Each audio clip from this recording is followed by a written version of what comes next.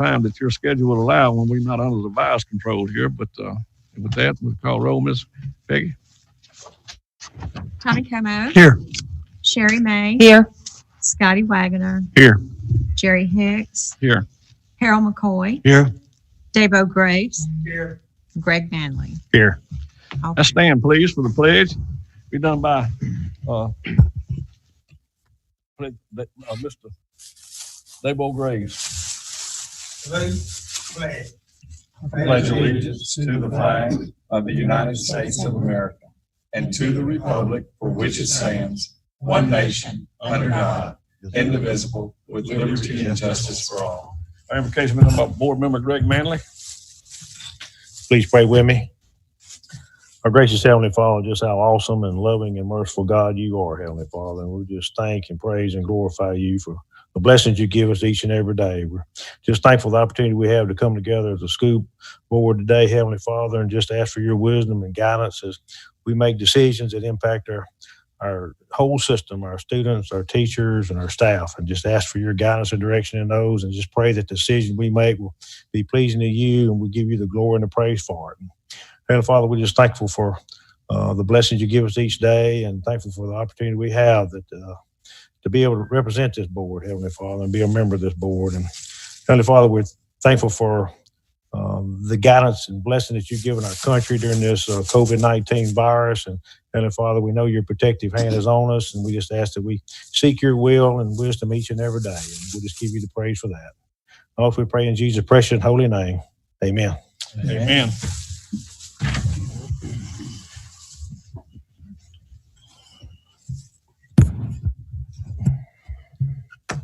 Board, look down to the approval of the minutes, April 28th, 2020. Need a motion and a second. I so move that we approve the minutes, April 28th. Okay. And I want to back up and say we need amend the agenda to add item number 5. So I need a motion to amend the agenda. Move we amend the agenda to add item number 5. Got a motion and a second. All in favor, yes? Yes. Yes. Opposed, no. Motion carries. Now I'll get a motion and a second for the full agenda. I'll make a motion, we approve the agenda, the full agenda as presented. I'll second. A motion and a second. All in favor, yes? Yes. Yes. Opposed, no. Motion carries.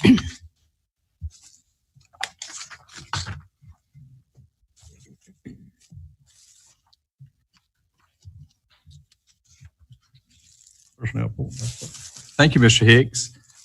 We have a principal, longtime principal at Calhoun Elementary that would be taking a medical leave for the first semester for next year. Miss Shirley Buford, we're certainly going to miss Shirley, but and we wish her the best in her health. But as she is taking that medical leave, I am appointing an acting principal for Calhoun Elementary, and this will be effective actually June the 1st. We're bringing back a lady that's been in the Calhoun area for 22 years teaching, and she's currently been serving as assistant principal at Riverbend Elementary and now Robinson Elementary. And so Miss Valerie Williams will be our acting principal for Calhoun Elementary. We invited Valerie to Zoom in with us today. And so if you'll notice the screen, you'll see Valerie, and she will be replacing Miss Buford for the first semester for the new school year. And, we're blessed in Ouachita Parish to be able to have people that we can just say, hey, can you kind of slide to this position and do that? And Valerie is certainly one of those that we're excited to have in that area out there. So Valerie, congratulations on being our acting principal for the first semester. Thank you, Dr. Coker. I would just like to say briefly that I'm very excited to be going back to the community where I served 20-something years as a teacher. And now it seems like I'm just going back a full cycle, going back home to help to grow that school even more, because I know that I'll have big shoes to fill, but I promise you, by the grace of God, that I will be able to do it. And I just want to say thank you, Dr. Coker, Mr. Geis, and to the Ouachita Parish School Board for allowing me this opportunity. Thanks, Valerie. Thank you. She's a good one. She taught my 3 kids, and she's a good one. Congratulations, Valerie. And I don't have any positions to open right now. We'll probably have a few in June. But other than that, Mr. Hicks, I'll turn it back over to you. Okay. Moving right down to business.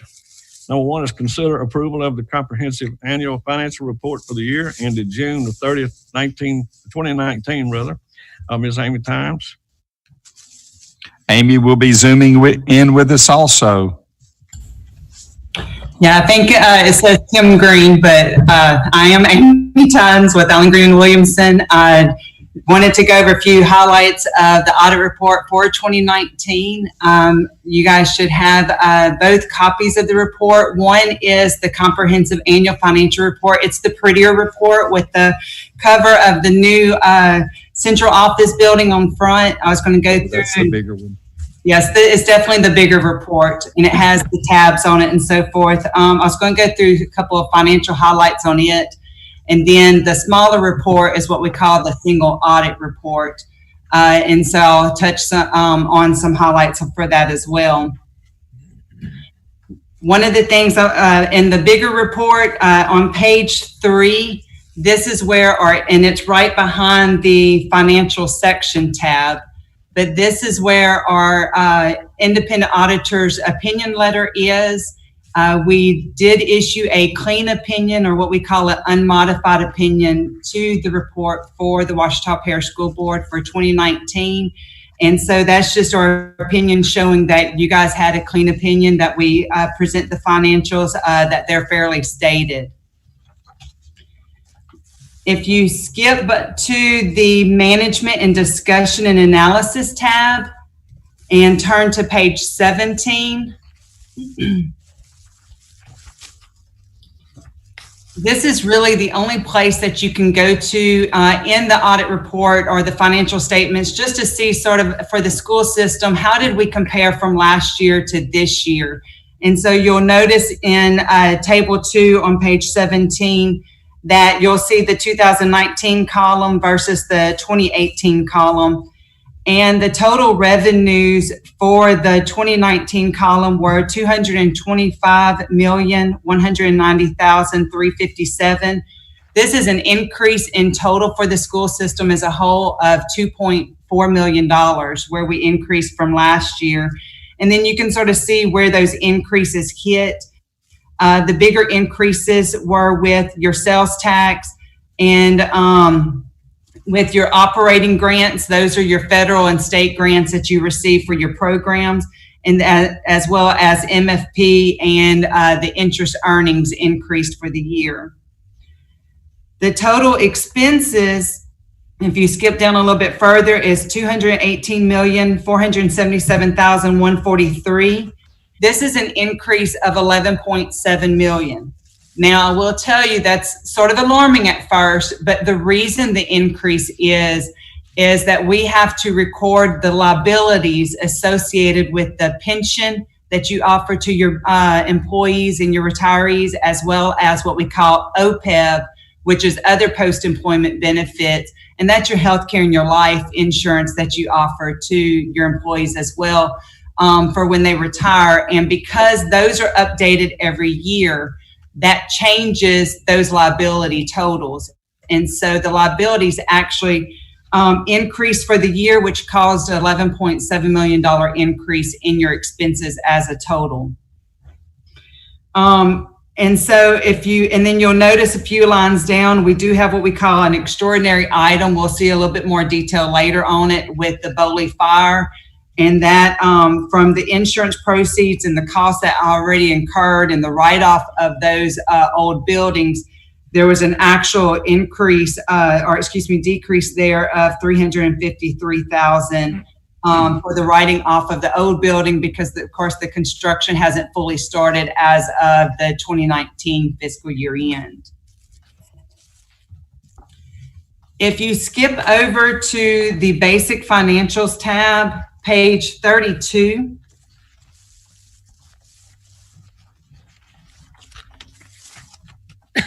This is the statement of net position. And so what this is to show you sort of what our balance sheet is with all of the debt on the books of the agency, and as well as all the assets, your capital improvements and so forth. This is not your day-to-day financials that you would normally get from your accounting department or your business department. But one of the key things I wanted to show you on this, as I mentioned about the increase in expenditures, that $11.7 million increase, and I mentioned about the OPEB liability and your healthcare, or excuse me, your net pension liability. If you go to about midway on the page under the liability section, then there's a subsection, it's called long-term liabilities. And within that, you'll see the OPEB liability.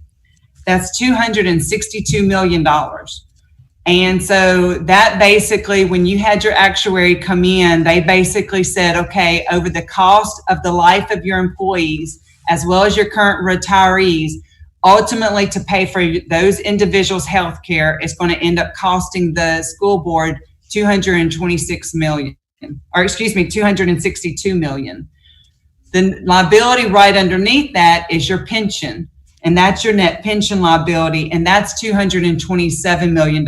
So to be able to offer those benefits, you're on a pay-as-you-go basis, but we have to sort of put what we think that cost will be over their lifespan. That's the big chunk of the liability on the books of the agency, is dealing with those various healthcare and pension items that are provided. However, on the day-to-day financials, if you actually skip over to page 36,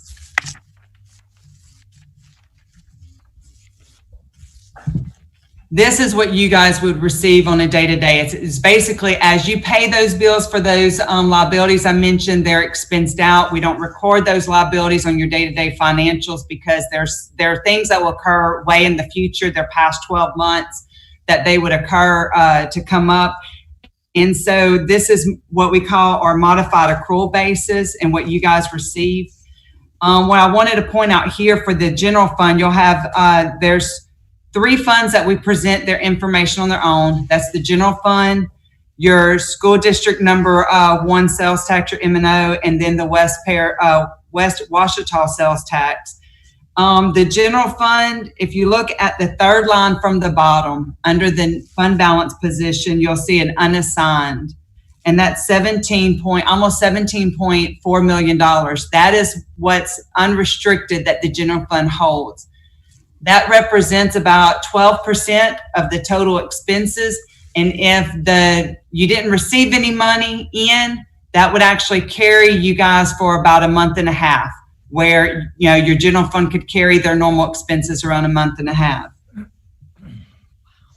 And then for the school district number 1, they had a fund balance of $20 million. And if you skip a few lines above that, you'll see the different commitments that are out there, such as the instructional program, salaries and benefits, and things of that nature. So there's no unassigned money.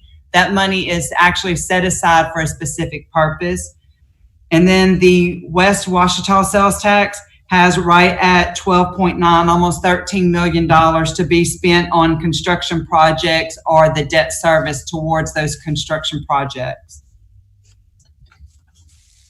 The non-major governmental funds, that had $37 million in fund balance. However, those are all either restricted, committed, or assigned for particular purposes. And I'll show you in a little bit of where you can go to get more information on it. For your income statement or your profit loss statement for those same funds, if you skip over to page 39,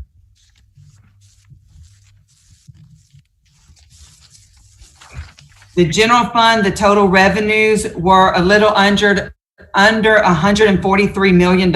This is actually an increase of $1.4 million from last year. And the key areas that actually increased in the general fund dealt with your ad valorem taxes, the interest earnings as well, and then the MFP money. Those are really the areas that were contributed to the increase. Your total expenses for the general fund were $141.4 million. This also increased from last year, but it only increased up $200,000. It did not have the same increase as the revenue.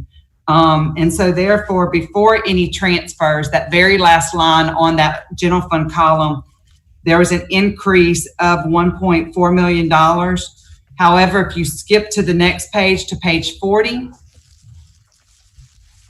you'll notice that we had around $1.2 million transferred out, where a little over half of that went to your internal service funds, and then the rest went into your non-major governmental. But so after the transfer out of 1.2 million, the increase in fund balance for the general fund was 258,000. If you stay on this same page, you'll notice for the school district number 1 sales tax fund, they had an increase of fund balance. This is the third line from the bottom of $1 million. So it had an increase, as well as the West Ouachita sales tax had an increase of $580,000 in fund balance. Now you'll notice in the West Ouachita sales tax, there's a $9 million transfer out right above that increase showing.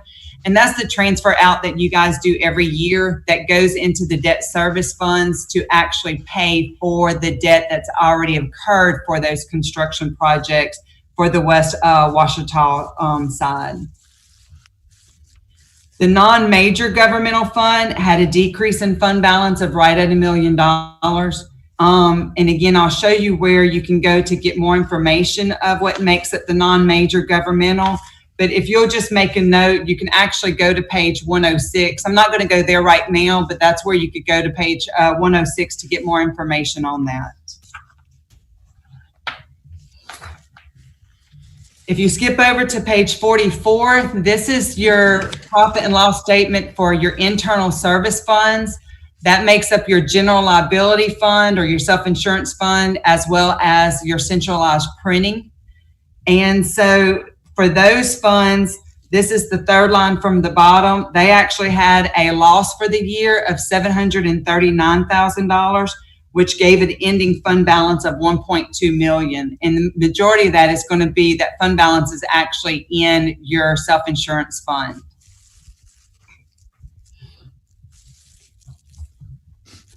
If you skip over to page 106, as I mentioned, this is where you can go to. This is right after the supplemental information tab.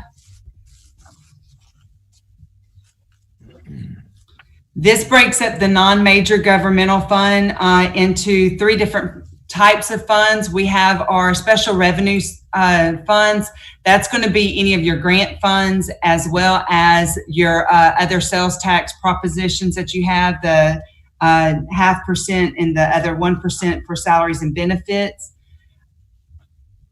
Then your debt service funds, those are strictly for debt service. And then capital projects. There are a few capital projects remaining as of 2019, but however, those are starting to go away as well. If you'll make a note on these pages for your special revenue funds, you can actually go to pages 112 to 115 to get more detail of this fund. I'll show that for you what makes up those funds, but 112 to 115. The debt service, the detail there is page 128 and 129. And then the capital projects fund is 137. If you skip over a few pages to 112 and 113, this is what makes up the special revenue funds. As I mentioned, you can see the 95 sales tax of what it brought in and paid out. It actually had an increase, that bottom line, it actually had an increase in fund balance of $208,000 for the year. However, the 68 sales tax had a decrease of $93,000. And then you can see each of those grants of how their increases or decreases for the year as well.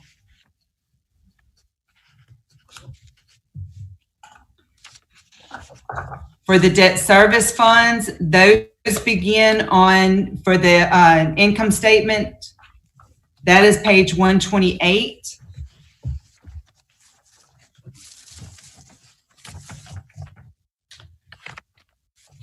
And I'm not going to go over through each one. I just want you to be aware. You can sort of see where we're at on those debt service, what we brought in for the various taxes and what we paid out for the debt for the fiscal year. And then the capital projects fund, we present the same information, and that is on page 137. For the capital projects, as I mentioned, those are starting to go away. You have a little bit left in the East Ouachita Construction Fund at the end of the year for 19. Of course, this may already be gone or already spent for the current year.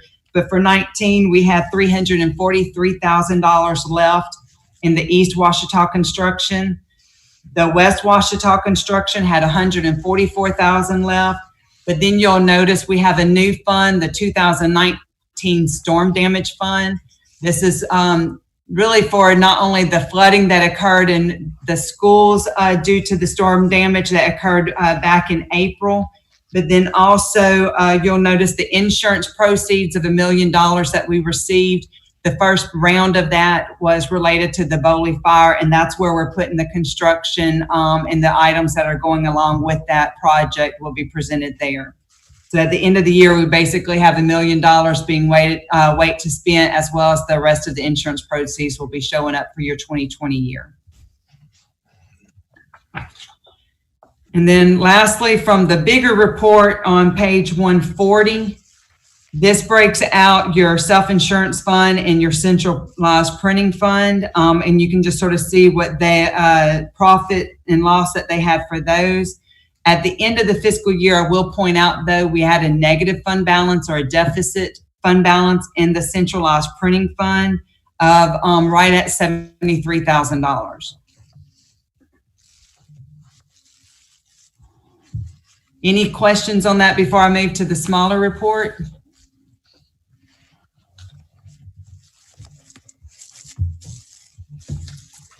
All right, in your smaller report is our single audit report. If you will go to page 10, this is the schedule of expenditures of federal awards.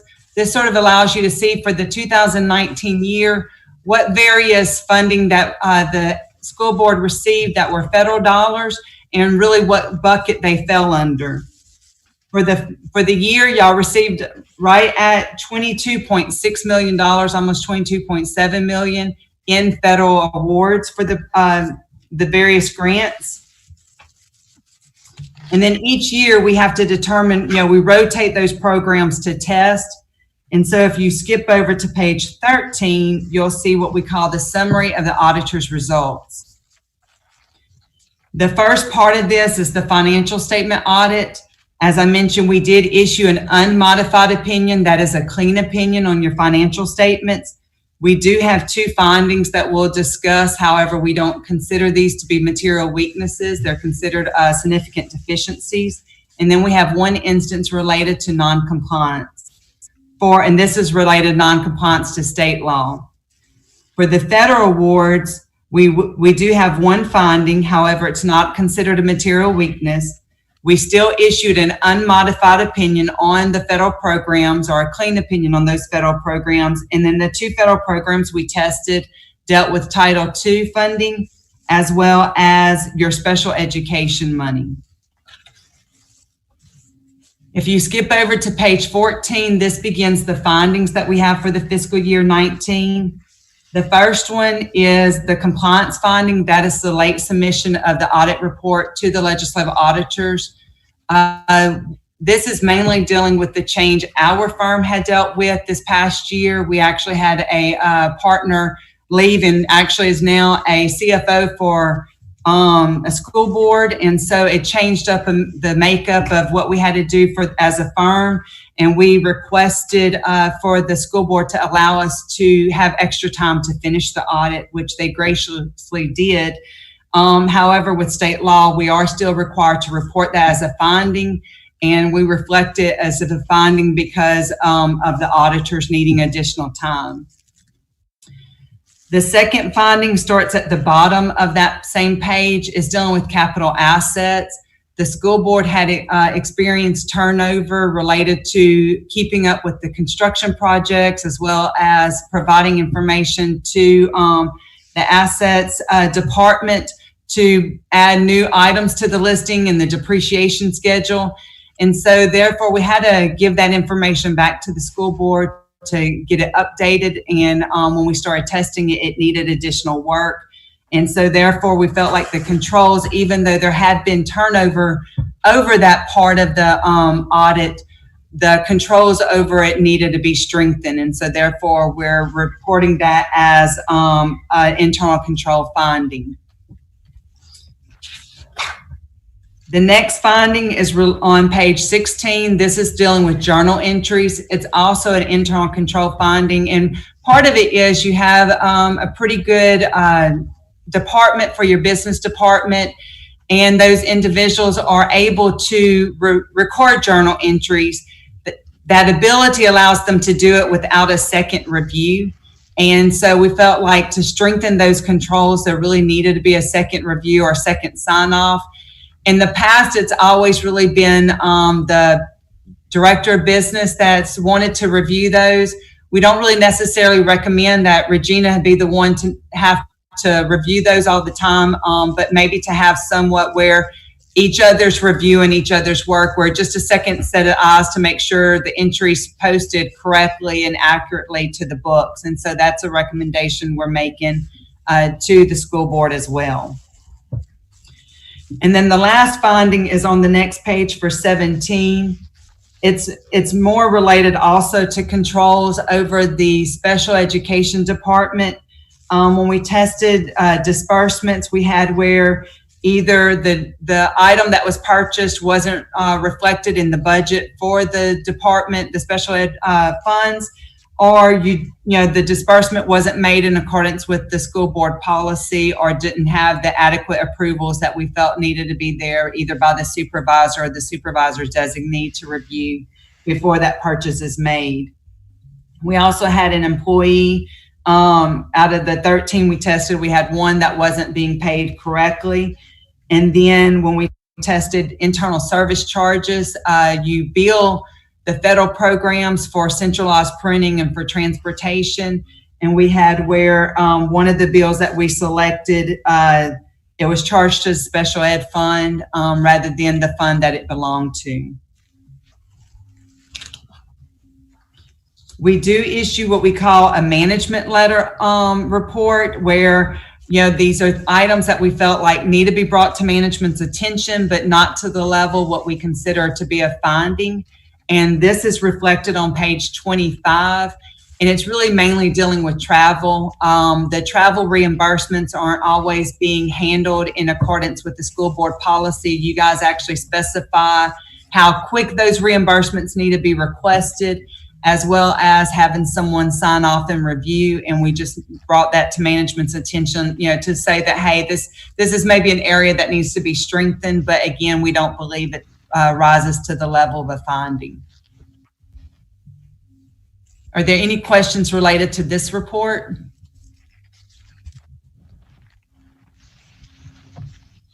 If not, I do appreciate you guys for allowing us to have the additional time to finish up the audit, as well as the various departments that we audit.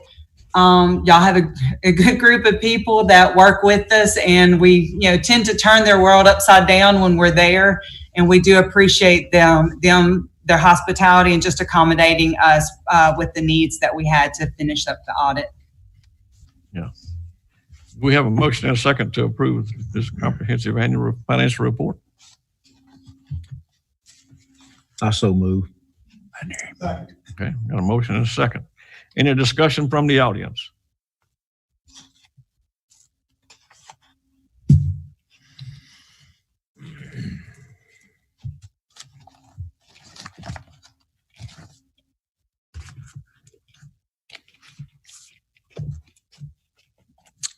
While we're waiting on the audience to respond, I do want to say that it has been an unusual year with all of the back and forth and us losing some folks and Amy and them losing some.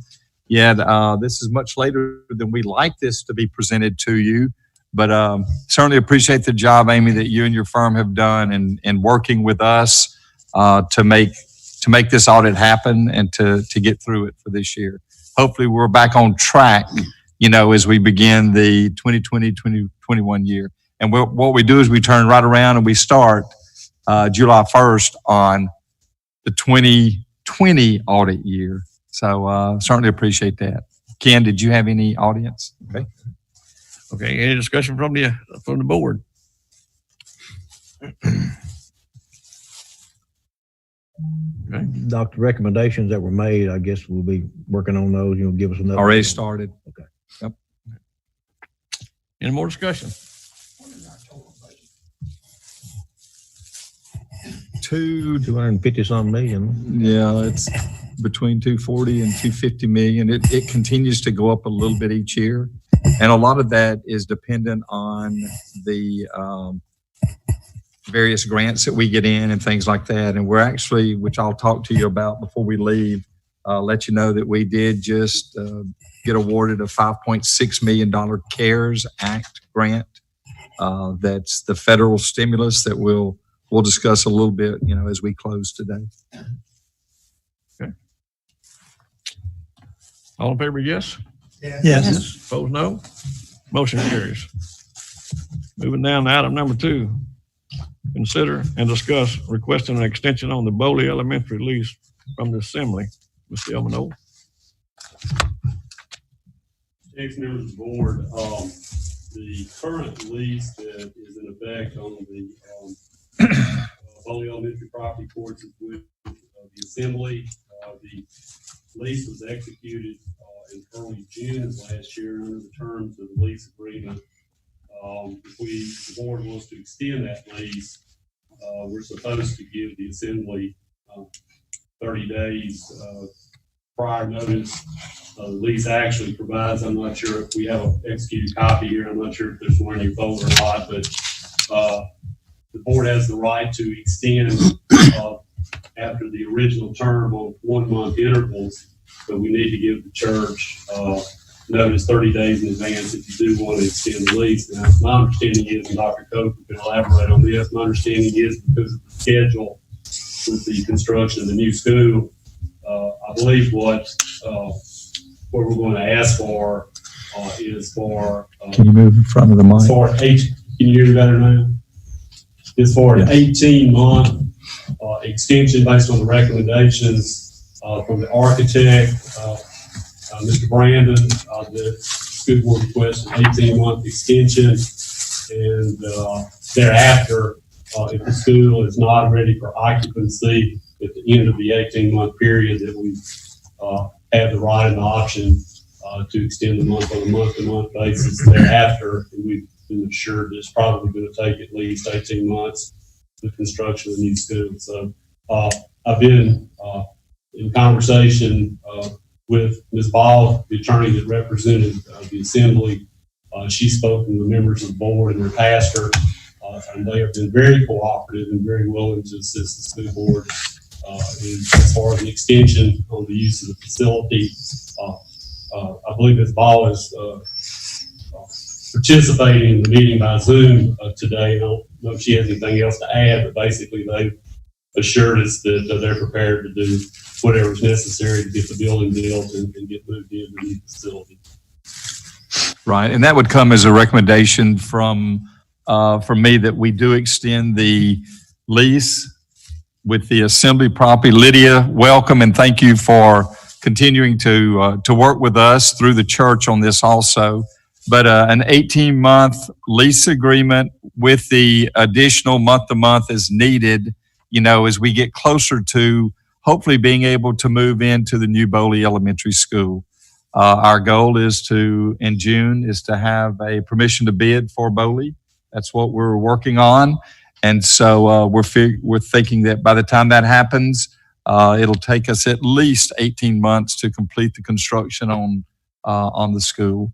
And so if y'all have any questions again, Lydia, thank you for joining us today. It's kind of a different circumstances, but we appreciate what you're doing. And the Assembly has a new pastor, Pastor Beck.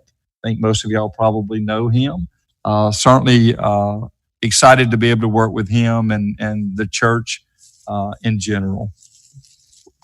Dr. Coker, excuse me. So this 18-month extension, When does this begin? Is it like July 1 or?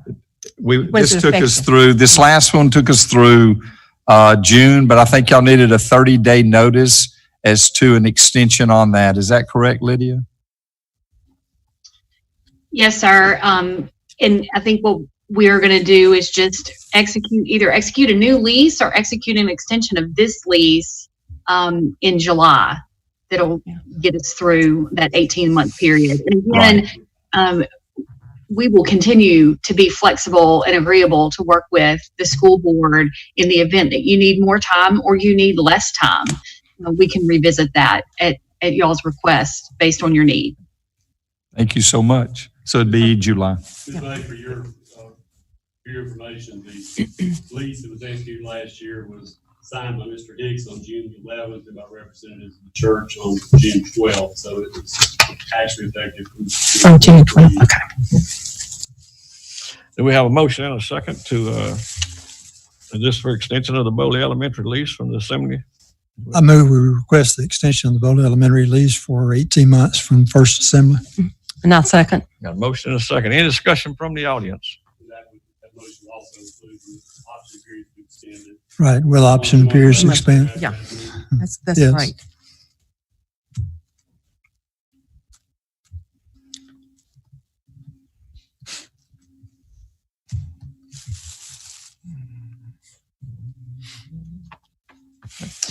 Any more discussion from the board?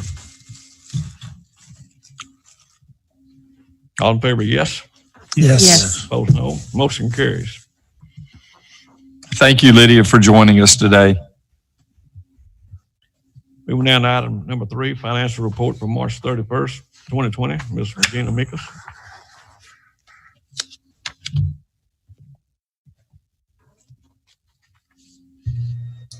Good afternoon. Can you hear me? Yes, ma'am.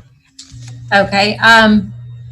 As we've gone through the audit report, as Amy went through the financials earlier, she touched on most everything as we ended the year, June 30th of 2019. So just to bring that from those financials up to date, if you'll look at the financial report you have in your packet, we're showing for the general fund, 115.5 million in revenue for the year. We have accrued $94.3 million in expenditures, giving us a current ending fund balance of 41 million. We will see, as you know, as we go through and accrue the salaries for the 9, 10, and 11-month workers, we'll see that fund balance decrease, but it is considered right on track for the current year.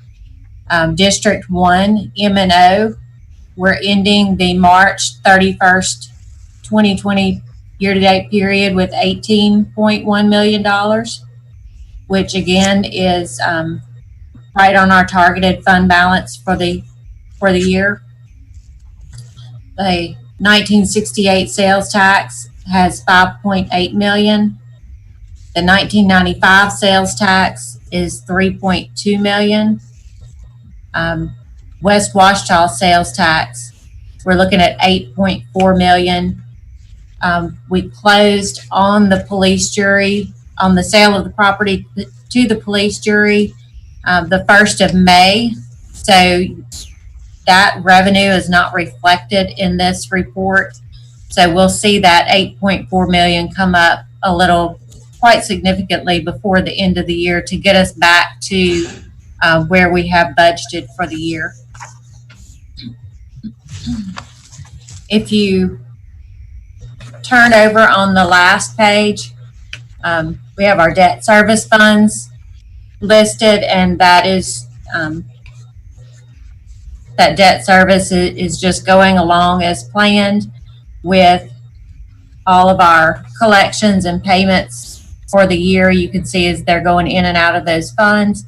The capital projects funds for the year, the very last 2 columns, we have the East Side Bond construction. This report is showing as of March 31st that we have 119,000, and that's actually committed in projects that we're finishing up. So we'll expect that before the end of the year to be zeroed out.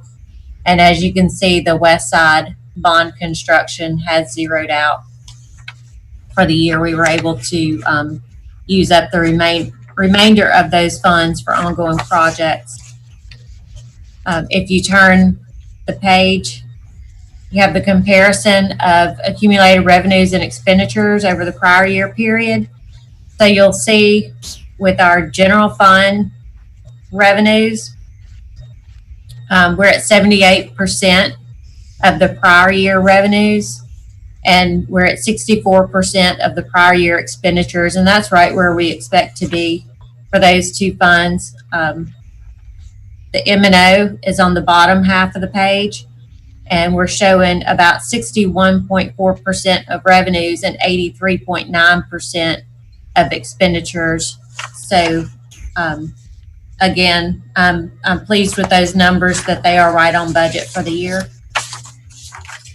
You look at the very last page, we have the fund analysis of fund balance. General fund, we have an estimated ending fund balance of 18.8 million. Right now we're at 41.06 million. And the difference in that is the summer salaries that are going to come out between now and the end of the year, bringing us back to our estimated budget number. The school district number 1 M&O at the bottom, we're ending the March 31st period with 18.1 million in fund balance. We have an estimated budget for the year of 19.8 million. So we'll expect to see that rise just a little bit as we finish out projects in that fund. I will say that we did get, since we last met, we did receive our sales tax revenue that we've been anxiously awaiting, given the uncertainty with the sales tax and with the market in general. And overall, we were very pleased for March 2020 sales tax collections. They're collected by the vendors in March. They're collected by the sales tax agency in April and submitted to us in May. So we just received these the first of the month. We still remain flat for the year, which is given the current situation in the economy and the uncertainty with all of the closures, we were very pleased that our sales tax collections remain flat for the year. We'll continue to monitor those between now and the end of the year and just being cautious, making sure that we accommodate our revenues in any decisions we make to spend. Are there any questions on the March 31st financial statements? Okay, do we have a motion and a second to accept the financial report for March 31st, 2020? So moved. Second. Okay. Any discussion from the audience?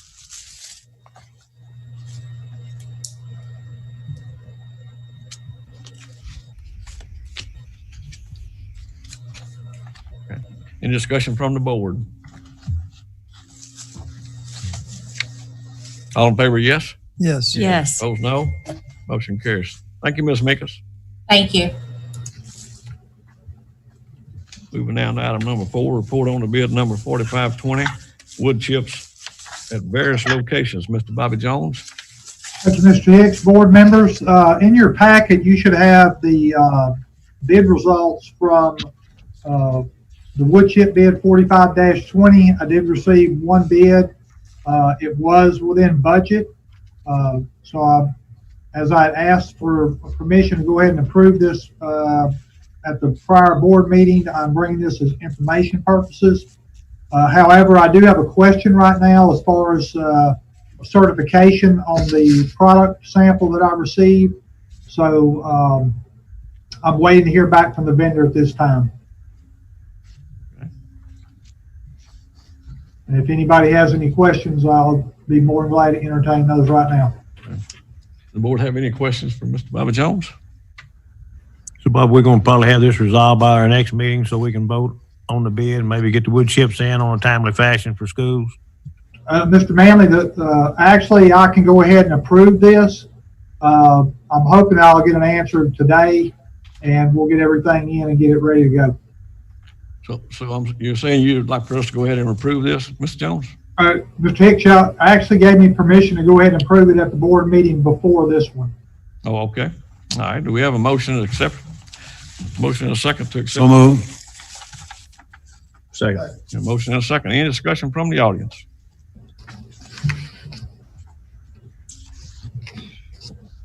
During our wait time, Bobby had said that it looks like that, we're not having to order as much of the wood chips as we've done in the past based on the input from our elementary principals as far as the actual need there. And we kind of figured the first part was going to be, much more than what it is. But I think with the maintenance that our schools are doing and taking them, putting them back over into the safe zones and the fall zones have certainly helped us on trying to reduce the amount of loads that we're having to get on this.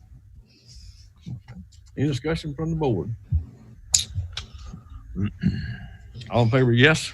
Yes. Opposed, no. Motion carries. Thank you, Mr. Hicks. Thank you, board. Mr. Jones.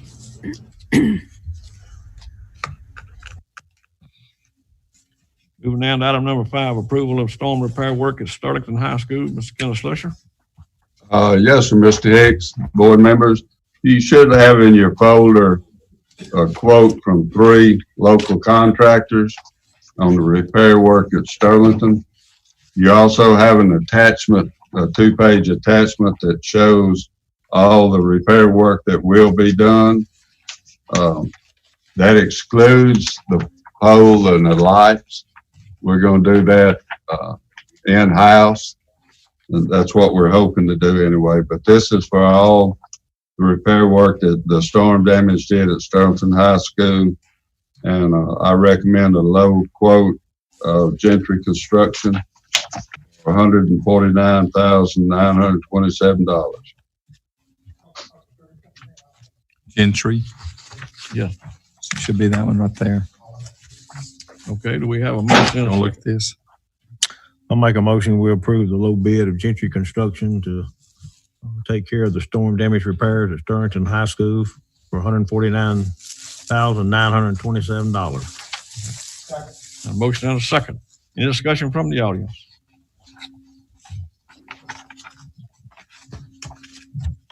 We are, just as another filler, I can always fill some of this time, but we are submitting some of these things from the tornadoes that had come through Ouachita Parish through FEMA, which is the parish.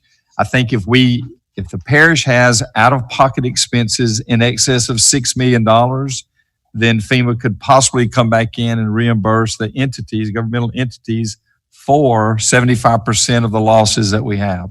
So everything that we're getting through Kenneth and through Bobby, they are also turning around and submitting them to the parish, and then we'll see where that lands as far as any type of reimbursement from the FEMA. Dr. Coker, will these be coming out of M&O or general fund or what? This right now is coming out of M&O. M&O? Yes. Because our deductible was so high. It was over $1 million. Right. Correct. Any discussion from the board? Sorry, Mr. Hicks. It's okay.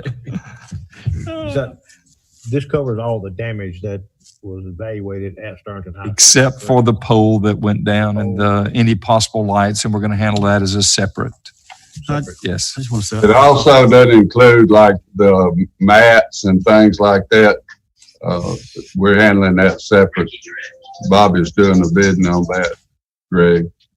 That is that the track equipment? Yes, sir. Yes. Okay. Ken, do we have any idea on the timeline for completion of the storm damage out there per Gentry Construction? Did they indicate how long it would take? He said if y'all approved it, he'd be on the job tomorrow. So I don't have a timeline, no, sir. Any more discussion? All in favor, yes? Yes. Opposed, no. Motion carries. Moving down to item number 6, construction renovation projects update. Mr. Ken Slusher. Yes, sir. The parking lot here at the central office will, that work will start tomorrow. And they plan on paving it and the Edgewood parking lot Friday. Get both of those done, and they're gonna do some touch-up work over to Student Support Service. That the job had already been done and completed. They're gonna do some touch-up work over there Friday also. The contracts for the drainage work at Woodlawn are being processed right now to get Dr. Coker's signature on this week, and we'll set up a signed start date after we get those contracts signed. And the band and choir room at Woodlawn is still being held up from what architect and the contractor says is the groundwater is so high, every time they dig a footing, it fills up with water. And they're just waiting. They say the water table like in Ouachita River has to go down before the water table in the ground will go down. That's all I have, Mr. Hicks, unless y'all have some questions. Okay. Anybody got any questions for Ken? Okay. Thank you, Ken. Yes, sir. Thank y'all. Moving down to item number 10, evaluation of bids. We have none. Down below that, it's permission to bid. We got items 1 and 2. Mr. Bobby Jones, you gonna take them? Yes, sir. If you want to do them both at the same time, Mr. Hicks, I'll be Yes, fine. That'll be fine. Go Okay. ahead. First item is copy paper, which is our normal copy paper bid that we do about 3 or 4 times a year. I actually got mine from Joel Powell, but Ken, I don't know if he's got any or not. The next one is paperback books, which is coming out of a grant through Title II, I believe. It's an SRCL grant. And that's it, Mr. Hicks. Okay, we have a motion and a second. These out to bid. Move grant permission to bid these 2 items. I'll second. A motion and a second. Any discussion from the audience?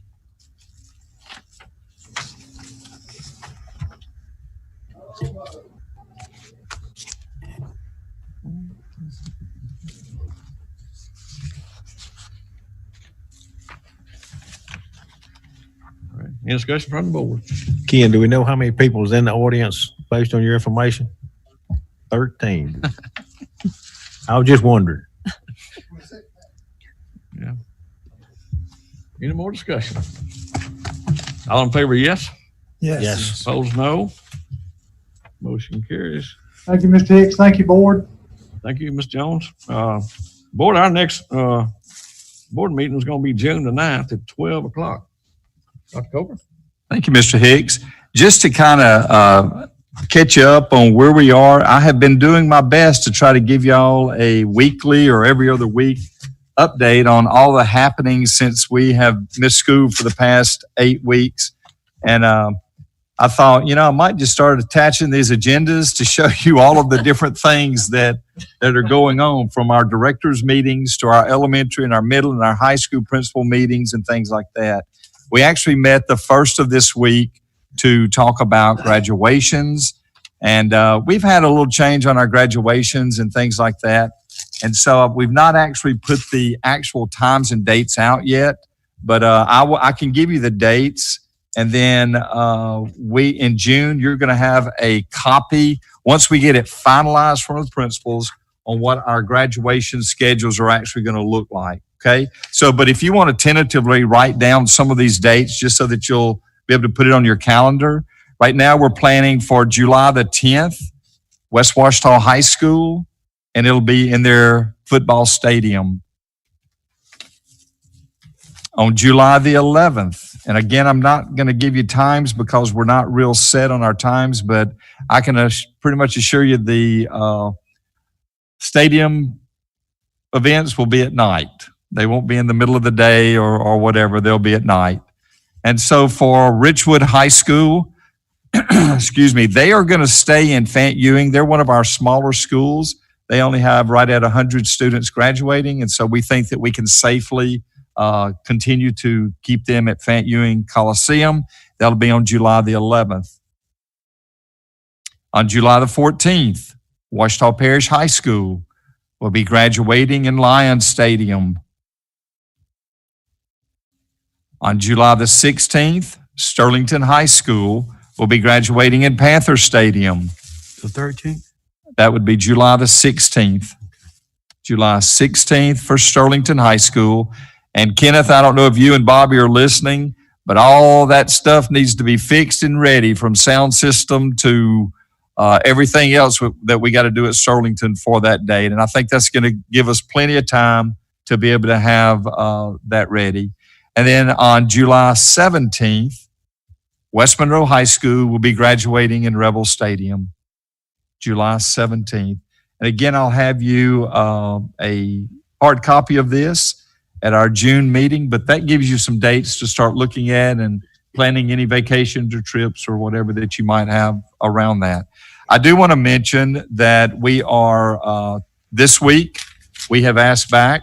We got the address yesterday from the governor to let us know that on the 15th, he is opening up and going away from our stay at home, but with a 25% capacity within our facilities and buildings.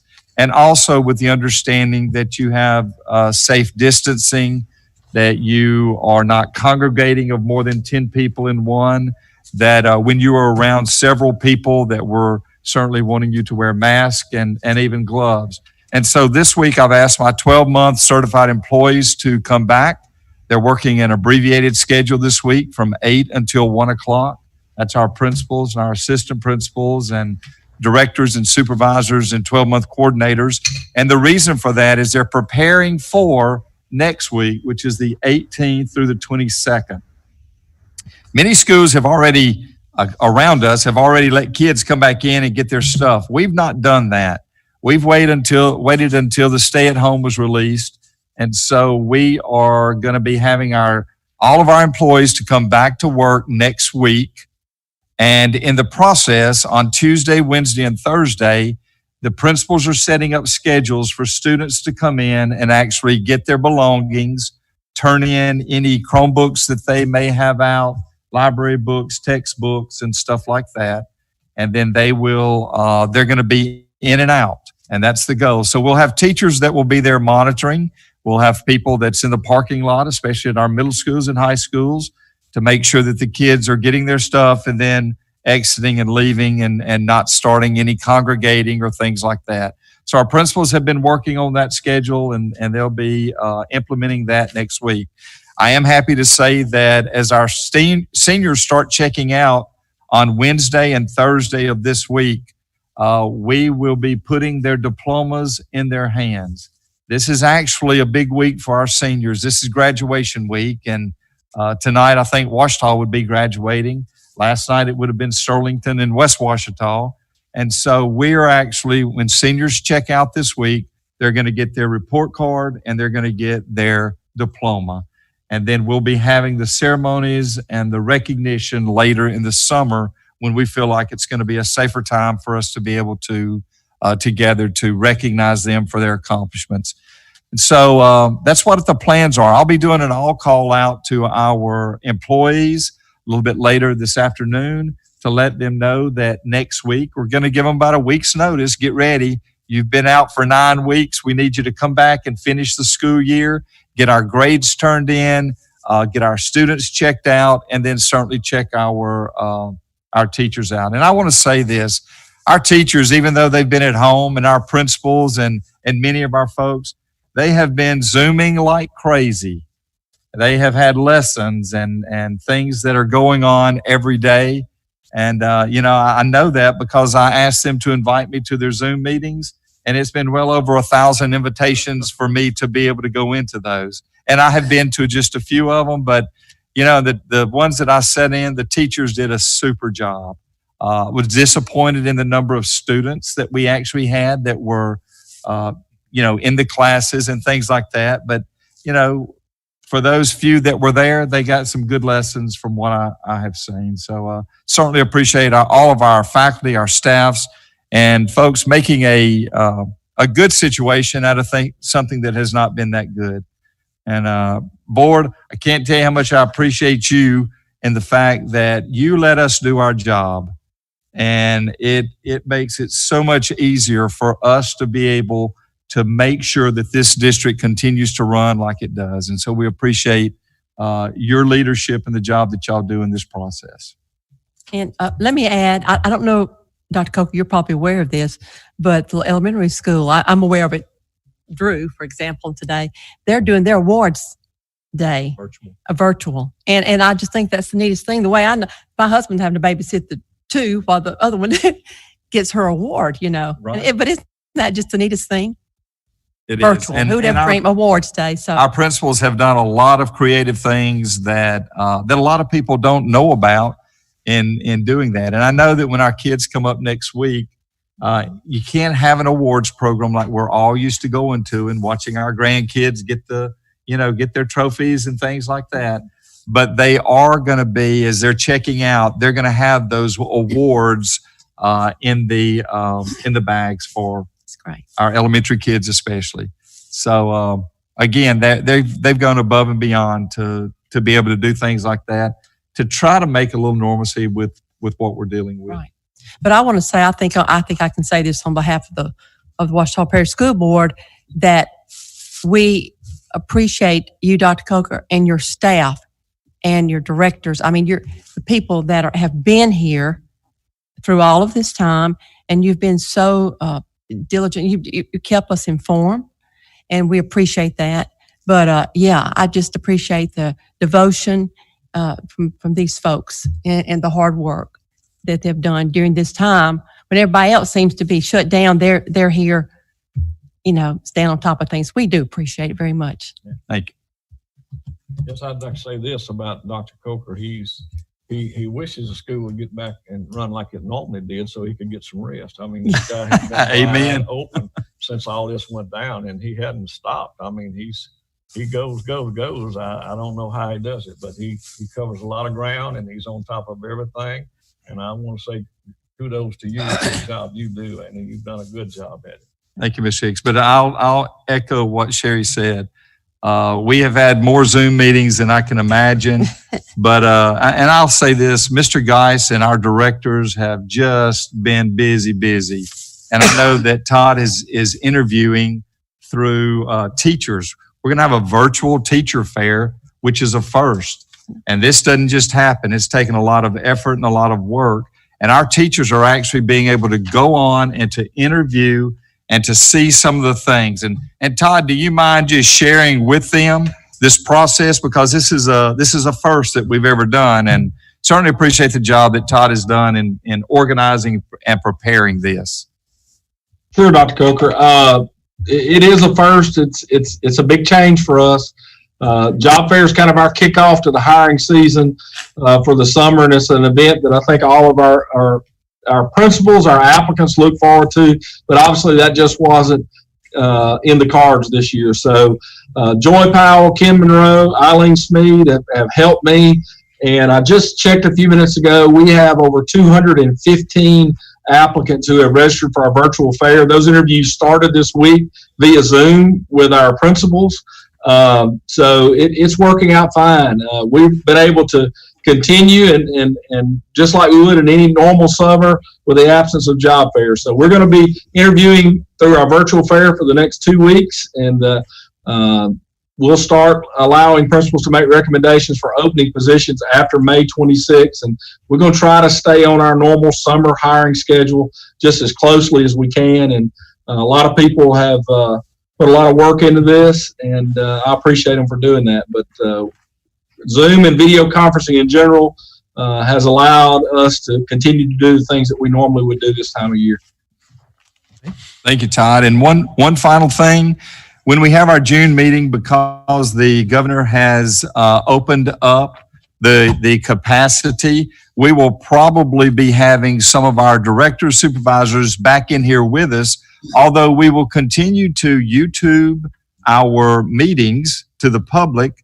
I think we can get up to 20, 25 people in here. So that's kind of what our plans are for our next meeting on that. On June the 1st, the governor will be announcing whether we will stay in phase one, move to phase 2 for June 5th, or go back to stay at home. So again, I would encourage everyone to do what the governor is asking us to do. And I've put this out to our faculties and staffs and all that. You know, safety is primary, and we certainly want them to be doing what it's going to take to get us back to normal. I'm done. Okay. Do I have a motion to adjourn? I so move.